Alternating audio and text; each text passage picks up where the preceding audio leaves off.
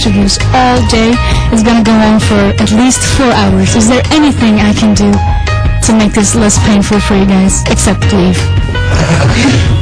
Should we just turn the camera off and go to the bar?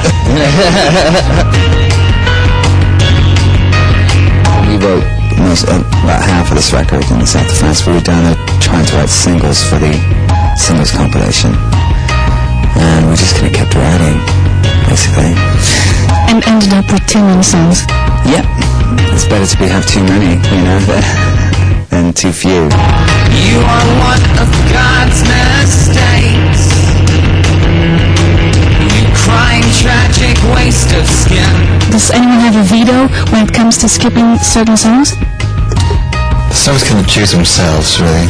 I mean, there's a couple of the tracks I recorded for the session that just didn't fit in, you know, with the mood of this record, and those songs we just keep for later, either for, I don't know, a soundtrack or for the next album. You know, it's always good to have a couple, you know, reserve. I think everybody, you know, everybody does kind of have a bit of a veto power, you know, kind of within the band. You know, if somebody just point blank refuses, you know, then what can you do? There's not much point, is there, really? You know, but that really doesn't happen very often. Yeah, what reason can you have to refuse a song?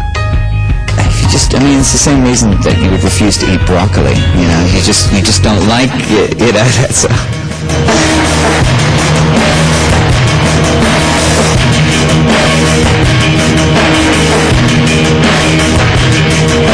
Has that ever happened that one of you guys thought this is I hate this song? It actually ended up on the album and maybe became a single and then a huge hit?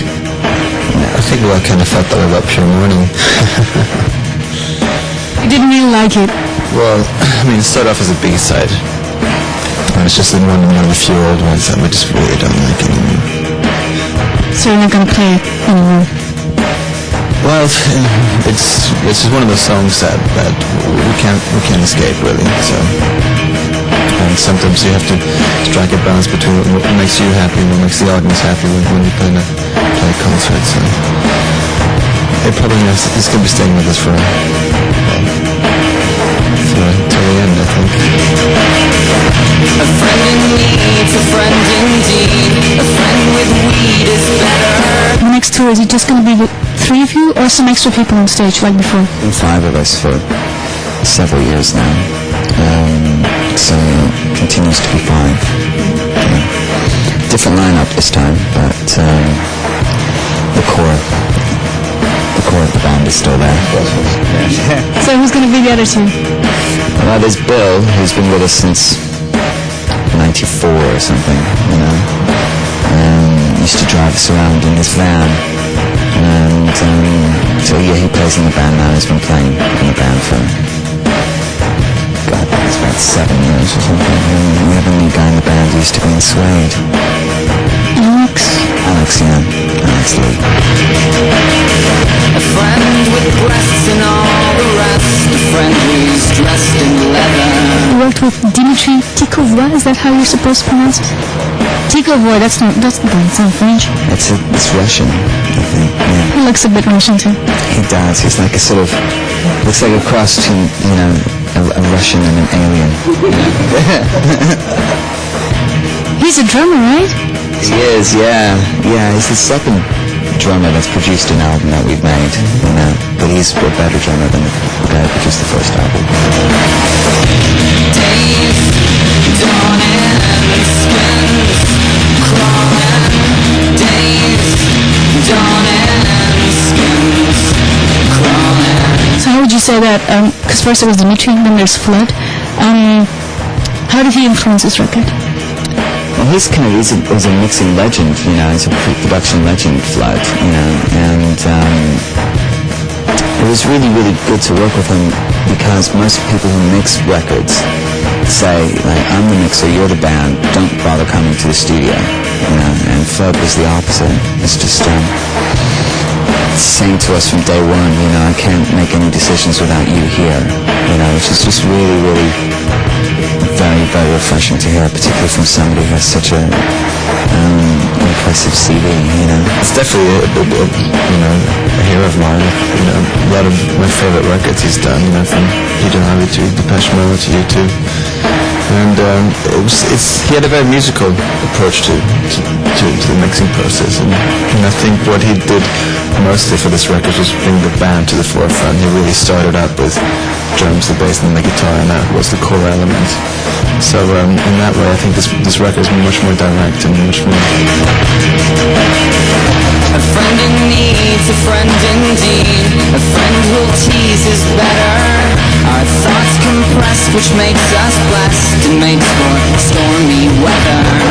There's a very serious reason why, you know, the subject matter is what it is, you know, and there is a no glamorization, I think, of, you know, when it comes to Placebo's music, you know, about these things. These are just kind of facts of life, and they have sort of quite negative effects on people's existence. And I think it's important to write about these things, you know, simply because they are sort of 21st century concerns, and they are, you know, things which have a tendency to sort of devour people. There are 20 years to go, 20 ways to know who will wear the hat. Is it true that after the recordings, you got 18 bottles of champagne? Yeah, and we drank them very quickly as well. Yeah, no, there were presents. 18? Yeah, 18 bottles. We came into the studio on the last day, and there were 18 bottles of champagne. And then I read in interviews that no one can remember the recording of Space Monkey. That's has anything to do with the champagne or not? No, that was.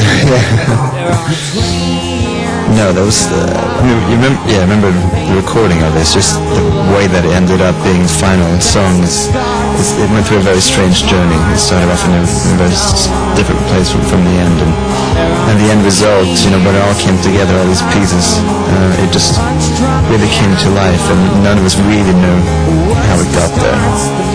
You know, we were banging bicycles and banging dustbins and you know, singing to megaphones And you all ended in there. How did you know about the 18 bottles of champagne? Who's your spy? If only all interviewers were as well researched as you, but you've got a spy on the inside somewhere, don't you?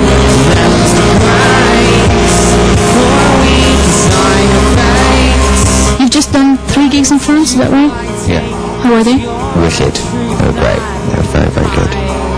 Because we didn't play. We played only like 4 old songs, and everything else was new stuff. So we were very happy.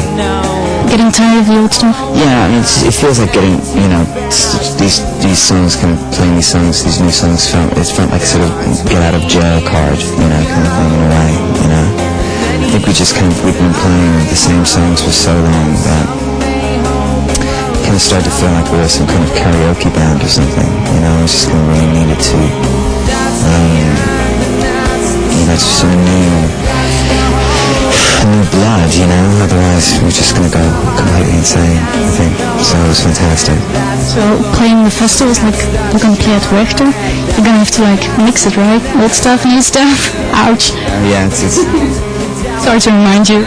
yeah, thanks for raining on our parade, you know. Sound of it, that's the gift, and that's the trick.